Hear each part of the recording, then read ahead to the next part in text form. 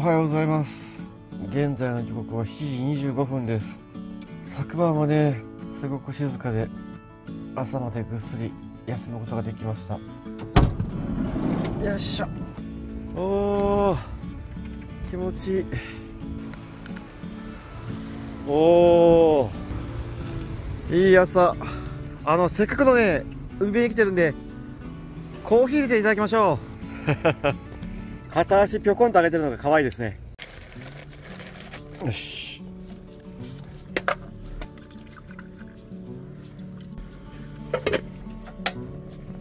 よし。よし。こうやってね、沸かした蒸気できれいにしました。で、ちなみにね、これちょっとまだ使えるんで、これね、ちょっと戻して置いときます。よし。よし、じゃあね、行きましょう。よいしょ。いただきます。美味しい。いい感じに涼しいです。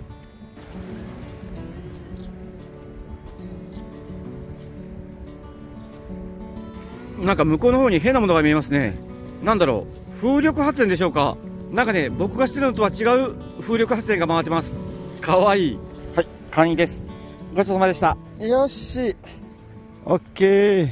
じゃあね、ちょっといい時間になってきたんで、移動できるようにね、パッと片付けの方したいと思います。よし。でね、今回持ってきてるメイン電源は、Bluetooth の AC200MAX で、こちらはね、Bluetooth のアプリで操作できるんで気に入って持ってきてるんですけども、冷蔵庫をね、4度ぐらいの温度で一晩回してるだけで、64% まで減ってるんで、電池残量がね、ちょっとおかしいんですけども、まあ仕方ないですね。まあ、とりあえずね、ゼロになって冷蔵庫がつかなくなったら困るんで、これですね、ソーラーパネル線つなげて、発電の方ね、させておきたいと思います。ちなみにね、今日は、薄曇りで、現在の時刻は朝8時なんですけども、55ワットぐらいね、発電しますね。OK です。よし。OK、準備完了です。よし。ということでね、移動を開始しようと思うんですけども、今日のね、目的地は、今いる場所のね、左側に、平戸島っていう島があるんですけども、こちらにね、本土と繋がった道の最西端という場所があるんですよね。で、そちらの場所はね、特に見どころはない場所ではあるんですけども、僕はね、四国最西端であったりとか、九州本土最西端とか、北海道最東端、北海道最北端とかね、行ってご飯をね、作って食べるぐらい、最果てマニアではありますんでね、こちらの場所、本当にね、何もない場所らしいんですけども、行ってね、そちらで、ちょっとご飯作ってね、いただきたいなというふうに思います。はい。ちなみにね、ここから48キロで1時間11分かかるそうです。ですので、ちょっと想像以上に時間かかるんですけども、頑張ってね、向かって行ってみたいと思います。はい。じゃあね、行きましょう。よし。行きましょう。16海水浴場さん、車中泊させていただき、ありがとうございました。とりあえずね、静かでゆっくり過ごすことができてよかったです。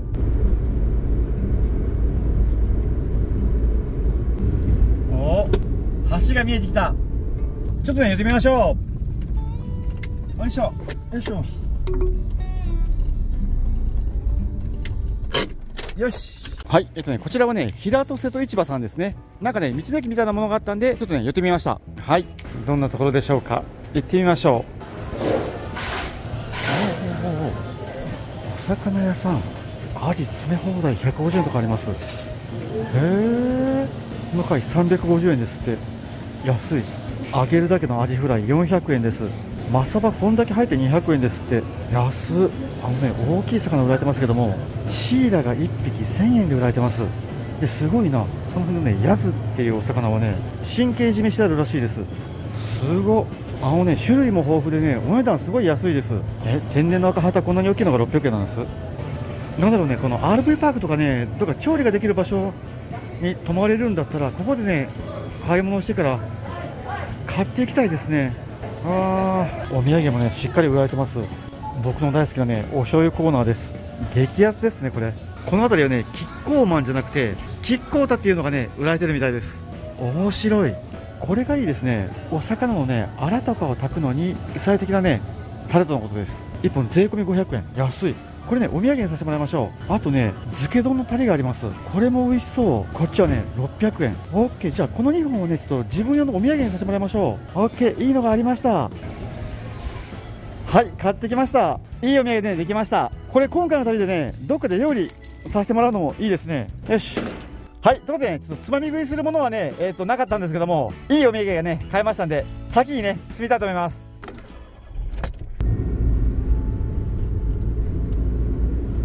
お赤くて綺麗です。わあ、ここね、海綺麗です。ああ、ここね、お手洗いとこだと思うんで、ここで車中泊させてもらってもよかったですね。わあ、知らんかった。こんないい場所があったんか。リサーチ不足。まずね、海こんな感じです。すごい綺麗。ああ、ここも楽しそうだな。いろんなお店があってね、活気がありますね、ここ。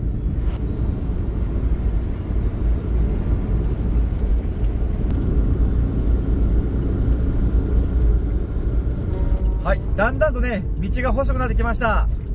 あとね、5キロほどです。よし。はい、ここをね、登っていくみたいですね。オッケーオッケー。おおおおおお。なかなかワイルドな道ですね、これは。道がね、とんでもない道に変わりました。よいしょ。あっしょ。よいしょ。7万円の軽ならいけますけども、ハイエースとかね、でかい車は、ちょっと、入ってくるのやめた方がいい道ですね。おー、なんかで、ついにはね、林道になりました。すごい道。なんでしょう、防犯カメラ設置中ってから書いてある。で、行っちゃいけない場所なのかな。だったら空いてませんよね。これはすごい。ものすごい秘境にやってきた感がありますね、これは。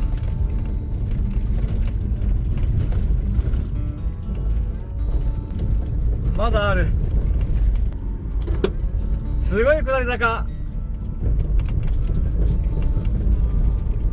おー、よーし、到着です。お客さんもいらっしゃいますね。オッケー。はい、お疲れ様でした。はい、ということでね、本土とつながった道の最西端っていうね、場所にやってきました。とりあえずここが陸路で来れる日本の最西端ですね。やりました。で、こちらがね、最西端の木ですかね。石をね、積んで作られてます。でもね、これ以外は何もないです。で、海はね、玉砂利で、こちらゴミが結構多いですね。多分ね、地形的に漂着物が集まりやすい地形になってるんじゃないかと思います。そうみたいですね。はい。いやー、でもね、とりあえず最西端までね、やってくることができました。よし。で、最果てまでの僕としてはね、やっぱしこちらの場所でも料理が作りたいんで、ちょっとね、今から、車にこもってね、朝ごはんをね、作ろうと思います。はい。よし。ということでね、今回はね、これらの食材がありますので、これらでミニハンバーガーをね、たくさん作って、朝ごはんにさせてもらいたいと思います。はい。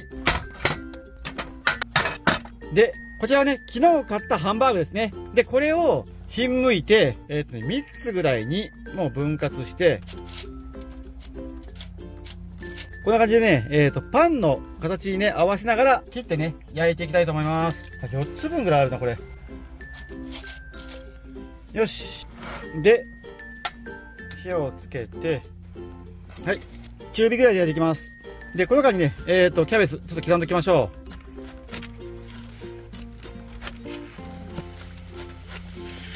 う。よいしょ。はい。まずね、パンをカットします。よいしょ。ちょっとね、量の関係でね、3個にします。で、よいしょ。お、いい感じですね。ひっくり返しましょう。上手に焼けてます。で、それでね、卵も焼きましょう。よいしょ。で、今回ね、ちょっとマヨネーズ持ってきてないんで、もうね、ソースだけでなんとかしましょう。ここに、キャベツ。はい、こんな感じにしたら、はい、卵、ハンバーグ。こうですね。で、ここにね、チーズをこんな感じで、かけるんですけども、このチーズをね、バーナーで溶かしたいと思います。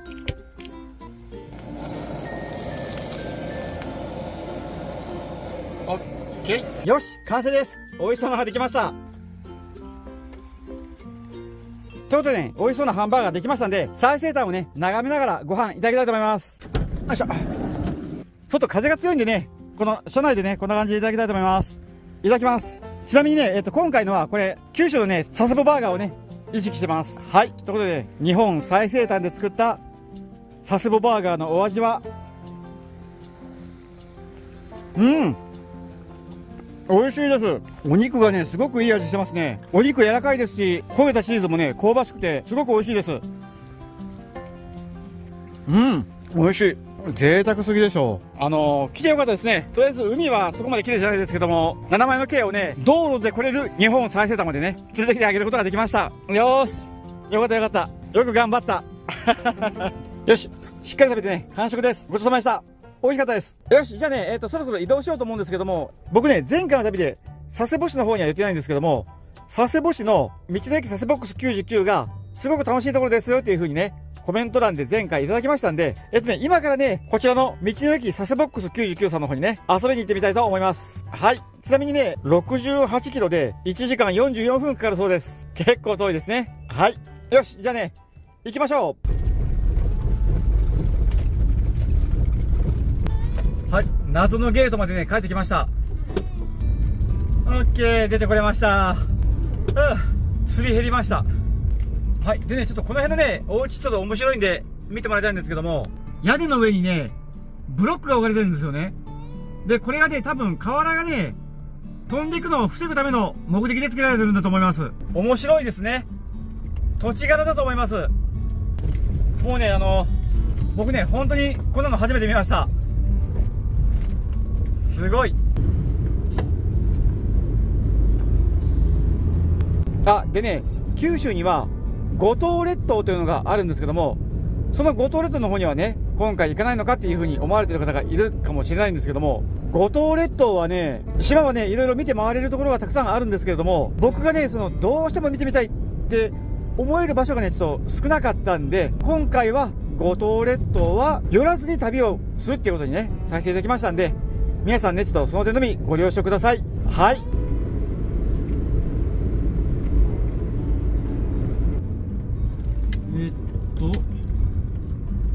はい、気がけにね、ちょっと見てた駐車場の方にね、やってきました。おー、よいしょ。はい、気がけにね、見てた駐車場の方にね、やってきました。こちらはね、千里ヶ浜でいいのかな、海水浴場さんです。で、駐車場がね、広くてたくさん止めれそうで、あちらでもね、お手洗い兼自販機もありますね。へー。で、この先が海水浴場なんですけども、わー、海きれい。ああ、砂質もすごくいい。へえ。今がね、土管町なんだと思います。すごいな。ああ、知ってたらね、ここで車中泊させてもらってましたね。リサーチ不足。昨晩ね、利用させてもらった場所もすごく良かったんですけども、こちらの場所の方がね、さらに輪をかけていいです。はい。よし。じゃあね、行きましょう。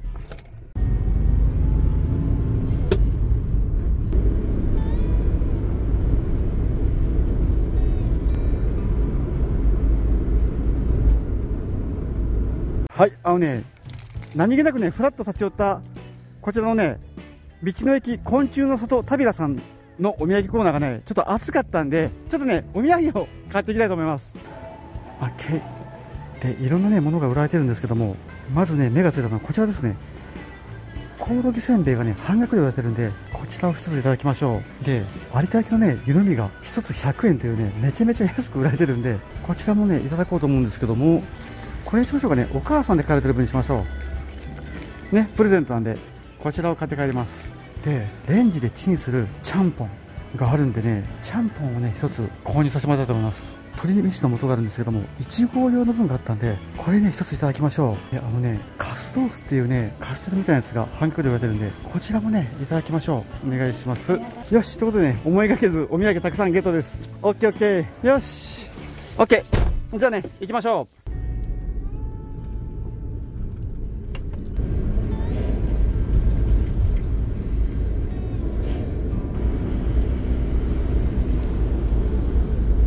はい、無料のね、高速道路乗ります。この道をね、一直線進んだら、佐世ボックスに着きます。よし。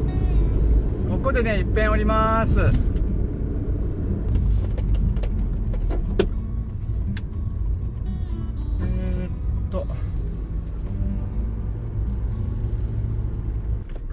よし。はい、ということでね、佐世ボックス99さんにね、到着です。こちらはね、お土産が買えたりね、美味しいものが食べられたりする場所で、ぜひね、立ち寄ってくださいという風に言われてた場所なんで、ちょっとね、行って観光の方をね、していきたいと思います。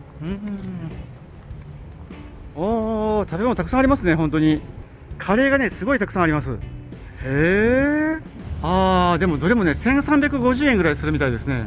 どうしようかな。今の時間はね、2時半で、さっきね、ご飯を食べてからあんま時間経ってないんで、どっちかって言ったらね、カレーよりもデザート的なもののね、気分なんですよね。で、せっかくなんでね、このソフトクリームのぜんざいがトッピングされたやつをね、お願いしてみようかなと思います。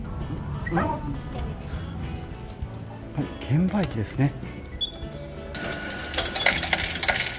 はい、お願いします。はい、どうも。はい、海軍ソフトクリームはね、来ました。なんだろう、白いソフトじゃなくて、なんかコーヒーか何かのソフトなんですね。僕ね、バニラが好きなんですけども、何も聞かれずコーヒーになりました。多分ね、こっちの方が合うんだと思います。いただきます。コクがあって美味しいです。で、これね、ぜんざいの小豆ですね。美味しい。小豆ね、いけます。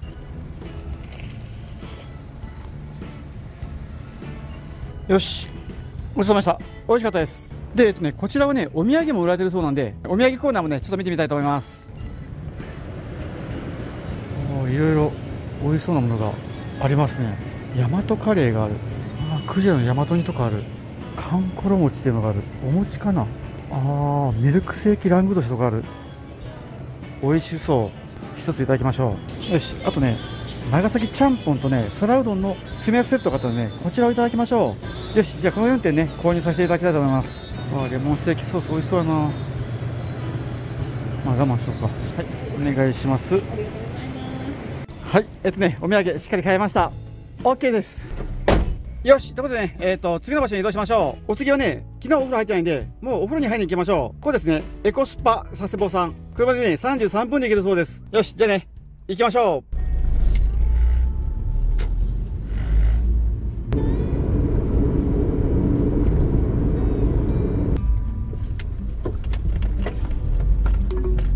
はい、到着です。はい、ということでね、こちらはね、エコスパ佐世保さんですね。隣の焼却場の余熱を利用した入浴施設とのことで、通常のね、お風呂よりも安く利用できる入浴施設です。はい、じゃあね、ちょっと行ってきたいと思います。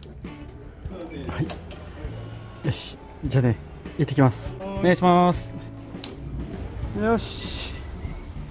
はい、お風呂ね、入ってきました。こちらはね、1回660円払ったら、中のお風呂と温水プールとジムがね、5時間使い放題になるっていうね、超お得な施設で、お風呂もね、洗い場はね、10もなくて、内湯と外湯の1個ずつしかなかったんですけども、お湯がね、めちゃくちゃぬるぬるで、僕よく知らないんですけども、ローション風呂っていうんですかね、あんな感じでね、もうぬるぬるでからめちゃめちゃ気持ちよかったです。ですのでね、だいぶ長い間、お湯に使ってました。はい。よし、ということで、いい時間になったんで、そろそろ今夜の宿泊場所の方に移動しようと思うんですけども、今夜はね、ハウステンボスをね、下った先の方にある島の方に、お手洗いのある駐車場がね、ありましたんで、今夜はそちらの方に行って、一泊ね、車中泊の方をさせていただこうというふうに思います。でもね、その前に買い出しが必要なんで、まずはね、スーパー中村さんの方に行って、お買い物をね、していきたいと思います。はい。じゃあね、行きましょう。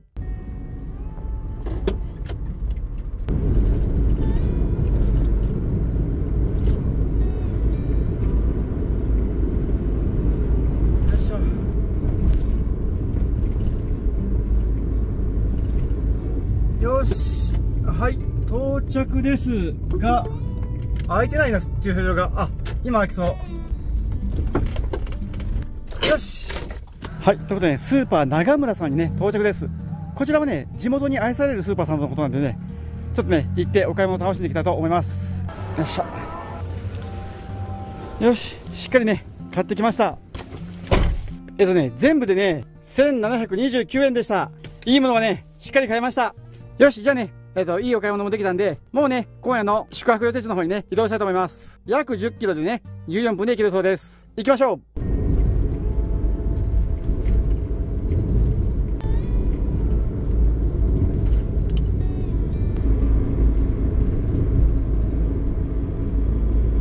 はい、こちらもね、大島大橋です。この橋を渡ったらね、今夜の車着予定地です。はい、到着です。こちらにはね、トイレもある駐車場です。で、この辺がね、駐車場ではあるんですけども、ここじゃなくって、こちらですね。OK。はい、到着です。お疲れ様でした。はい、ということで、こちらはね、大島大橋公園の駐車場です。で、こちらはね、敷地内にもお手洗いになる場所で、夜間はね、静かそうなんで、ちょっとね、今回こちらを利用させていただくことにしました。で、一応ね、車中泊 NG とかは書かれてはいないんですけども、夏季厳禁っていう風にね、書かれてますんで、こちらでね、火を使った料理はちょっとダメだと思いますんで、今夜はね、もうオール電化で料理の方をさせていただけたという風に思います。はい。よし、ということでね、いつものようにね、車の水平出して、車内にね、込まれたいと思います。はい。ということでね、車の準備もできたんで、早速晩ご飯にしようと思うんですけども、今日はね、このつけだれをね、お土産に買いましたよね。なんですけどもね、これがね、もうなんか妙に美味しそうですごく食べてみたくなりましたんで、こちらね、味利きという格好でね、いただこうと思って、今夜はね、お刺身を買ってきました。4割引きで420円ぐらいです。いいの買いました。ですんでね、これで漬けを作ろうと思うんですけども、漬け時間書いてないな。どれぐらいだろう。まあいいや。とりあえずね、これで漬けを作ろうと思うんですけども、漬け丼をね、作るにはご飯が必要なんで、こちら持ってきてたね、1合の無洗米をね、炊きましょう。よし。まずはご飯炊きましょ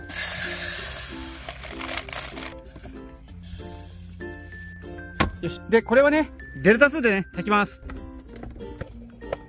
で、これをね、はじめちょろちょろ機能がついてる炊飯器なんで、もうこのまま炊いて大丈夫です。で、これです。炊飯。はい。50分後にね、炊き上がりです。ちなみに電力消費量はね、300W ぐらいです。はい。で、お次はね、漬けを作っておきましょう。漬けはね、こうですね。はい。OK。で、これに、漬けだれ。よし、これぐらいかな。これで、ね、ちょっと冷蔵庫でね、漬けて冷やしていきましょう。で、ご飯を炊いてる間にね、もう何もしないのももったいないんで、ステーキをね、ちょっと買ってきました。で、これはね、何かと言いますと、今日ね、レモンステーキが食べたいなと思ってましたら、このね、レモンソテーっていうのがね、売られててから、これがもうめちゃくちゃ美味しそうだったんで、こちらをね、購入してきました。すごく美味しそうです。ですね、これを焼いていただこうと思うんですけども、こちらは夏季 NG の駐車場なんで、電気鍋をね、使います。この中がね、汚れたらちょっと掃除が大変なんで、こちらですね、フライパンシートを使います。これはね、20センチのものなんですけども、電気鍋にね、もうぴったりサイズです。で、これはね、お尻の下の AC200MAX でいきます。ここに線来てるんで、つなげて。はい。今日充電したんで 93% 残ってますね。で、AC をオン。はい、オンになりました。そしたらね、つきますね。よし。よいしょ。これでね、焼いていきたいと思います。よっと。中火ぐらいでね、じっくり焼いていきましょう。ちなみにね、ちょうど600ワットぐらいで、今出力されてます。はい。おー。よし、一旦ひっくり返しましょう。美味しそう。僕ね、鳥大好きなんでね、もうこれはね、見つけた瞬間、即買いでした。今夜は君に決めたっていう感じでした。今夜はエッチだったな。君に決めたっていう感じでした。はい。ご飯もね、炊けてき始めました。よし、もういいですかね、これは。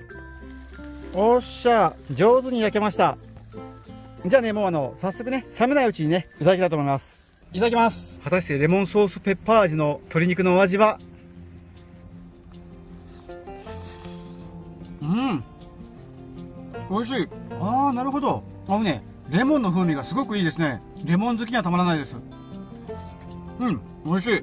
これはいいな。この紙を敷いた状態でね、うまく焼けました。ちなみにね、全然、こぼれても溢れてもしません。バッチリです。はい。そうこうしたらね、ご飯炊けました。せーの。パッ。おー。さすが炊飯器上手に炊けてますね。オッケー。じゃあね、ちょっとこのミニ丼にね、取っていただきましょう。熱っ。で、ちょっとね、ご飯冷まさないと、魚が煮えちゃうんで、こんな感じで1回分取って、ここにね、漬けを並べましょう。まずはご飯につまを敷き詰めて、よしよし、漬けもね、いい感じ使ってますね、これは。OK。じゃあ、並べていきましょう。よしよしよしよし。はい、ということで、漬け丼できたんで、早速いただいてみましょう。まずはブリからいきましょうかね。果たしてお味は。おー、なるほど。甘めのね、タレで魚にすごく合います。あ、美味しいわ。でもね、多分ですけども、これね、ご飯にかけるんだったら、もっとタレかけた方がいいですね。よいしょ。多分これぐらい。いただきます。うん。正解。甘辛いタレなんでね、油分が多いお魚でいいのかなにあってすごく美味しいです。うん。これはいいですね。美味しいです。ということで、2本目いただきましょう。ああ、美味しい。これはいいですね。漬けだれ。すごく美味しいです。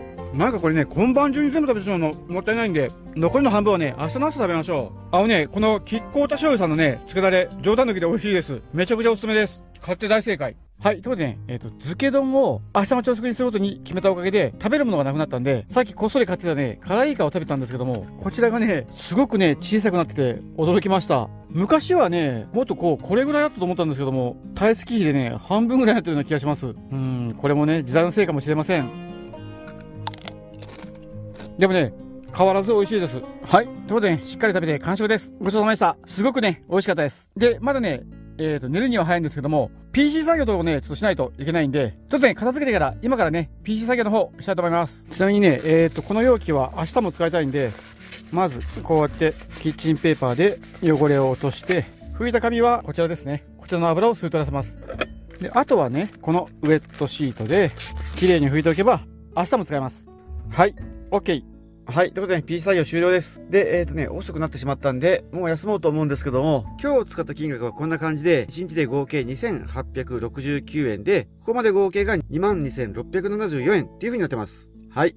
ですんでね、残金が73,300円ぐらい残ってるんですけども、ガソリンが少ないんで、まだね、給油したら5000円ぐらい必要なのと、あとね、明日はね、実はとある観光地の方に行ってみようと思うんですよね。で、そこではね、ドンとまとまったお金が必要になってくるんですけども、実はね、宿泊等も考えてるんで、もしね、あれだったら、明日はね、休息日っていう格好にさせてもらって、予算外のね、行動に回させてもらうかもしれないんですけども、その辺ね、ちょっと財布と相談しながらやっていきたいなというふうに思います。はい。じゃあね、もう遅いんで、休みたいと思います。じゃあね、おやすみなさい。おはようございます。現在の時刻は8時19分です。早朝からね、PC 作業ね、やってました。で、今ね、一段落ついてお腹も空いたんで、今からね、朝ごはんにしたいと思います。今朝はね、昨日の残り物の漬け丼をね、いただこうと思うんですけども、お味噌汁も飲みたいんでね、お湯も沸かしましょう。はい、全開。で、冷やご飯ですけどもね、もう大丈夫です。このまま行きましょう。で、こんな感じで OK ですね。はい、沸きました。で、一遍沸いたこのお湯を炊飯器に移します。よいしょ。これちょっと炊飯器をね、洗う役割です。こうしたらね、後の掃除がすごい楽なんで、こうやって、これを、こっちに使います。OK。こうしたらね、あと拭くだけで OK です。よーし。で、お湯だれ。これね、しっかりめにかけた方が美味しかったです。ついでにね、もうこっちはね、掃除しときましょう。はい、これで OK ですね。よし、ということでね、美味しそうな朝ごはんできたんで、せっかくなんでね、外出てね、どうか景色のいいところでいただきましょう。おー、海辺、橋が見えるんですね。そこにね、いい椅子があるんで、そちらで利用させていただきましょう。よいしょ。じゃあね、でっかい橋眺めながらご飯いただきたいと思います。いただきます。果たしてって言いたいところですけども、昨日食べたんでね、果たして、さらに一晩漬け込んだ漬け丼のお味は、いただきます。やっぱり美味しい。このタレがね、甘辛くてね、美味しいです。味噌汁も美味しいです。ということで、ね、全部食べて完食です。ごちそうさまでした。美味しかったです。OK。じゃあね、車に戻りましょう。よし、ただいま。よし、ということでね、片付けも終わったんで、次の場所に移動しようと思うんですけども、ちょっとね、時間がないんで、今回はね、移動しながら説明の方をね、させていただきたいと思います。はい、行きましょう。はい、行きましょう。大島大橋公園さん、車中泊させていただき、ありがとうございました。夜間にね、多少の車の出入りはあったんですけども、特に騒ぐような方もいなくって、駐車場も広くてね、お手洗いも綺麗で、ゆっくりのんびりね、過ごさせていただくことができました。ちなみにね、この近辺ではね、車中泊させてもらえる場所っていうのが極端に少なかったんで、今回の場所でね、車中泊させてもらえてすごく助かりました。大感謝です。でね、今日はどこに向かっているかなんですけども、実はですね、こちら今長崎県の方には軍艦島っていう、鉱山の島があったんですけども、それとは別にね、もう一つ池島っていう島も鉱山の島だったんですよね。で、そちらはね、結構最近まで採掘されてたんですけども、そちらの鉱山の方がね、状態が良くって、島に上陸して島を探索することができるんですよね。で、ツアーに参加すればもっとしっかり見せてくれるっていうものがあったんで、そちらに申し込みをさせてもらったんですけども、実はね、その島には宿泊可能な施設もありまして、もうね、島の炭鉱や生活がリアルに味わえるようになってる島なんですよね。で、僕もね、やっぱし生まれ変わったら、炭鉱夫になるというふうに思ってたんで、今はね、そちらの方に向かって、車を走らせてます。で、ちなみにツアーは11時からなんですけども、フェリーが10時半に出るんですよね。で、現在の時刻は9時7分なんで、まだ余裕はあるんですけども、島内にはご飯食べるところがないんで、食べ物はね、持ち込まないといけないんで、ちょっとね、まずは、道沿いにあるね、スーパーさんの方に行って、島に持ち込むための食料品の方を買い出しに行ってみたいというふうに思います。はい。ちなみにね、あと10キロぐらいです。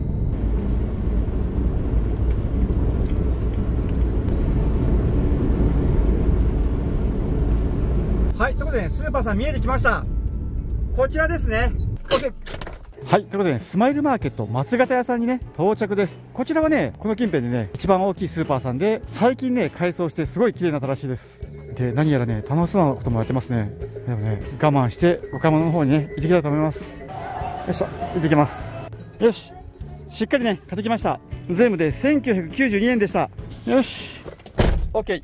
よし。で、これでね、買い物も OK なんで、いよいよね、フェリー乗り場の方に行こうと思うんですけども、フェリー乗り場までは 8.7 キロで12分ですね。現在の時刻が9時49分なんで、10時に到着するんでね、時間的な余裕はあるんですけども、島に上陸するための準備なんかもしないといけないんでね、とりあえず急いで安全運転で行きたいと思います。行きましょう。長崎市にね、入りました。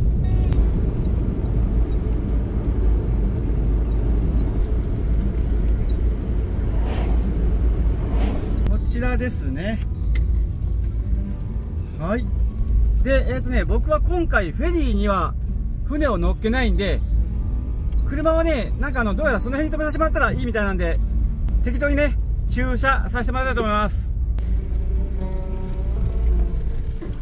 よし、到着です。はい。ということでね、上浦港の方にね、到着しました。で、こちらからフェリーに乗って、島に渡って、炭鉱夫のね、生活体験をちょっとしていきたいというふうに思うんですけども、今回はね、もう思いっきり島巡りとホテル泊みたいな格好で、車中泊とは全然関係ないんで、ここから先の動画は、もうセカンドチャンネルの方に上げようと思いますんで、メインチャンネルの方は一旦ここで締めさせてもらって、またね、島から帰ってきたら、メインチャンネルの方の動画を再開したいなというふうに思います。はい。ちなみにね、向こうに見えてるのがその目的の島です。はい。よし。じゃあね、準備して、島の方に行ってきます。おー、この船ですね、すごい。はい、出港です。接岸時は多少のショックがありますから。こんだけ大きい建物がね、結構不気味で怖いです。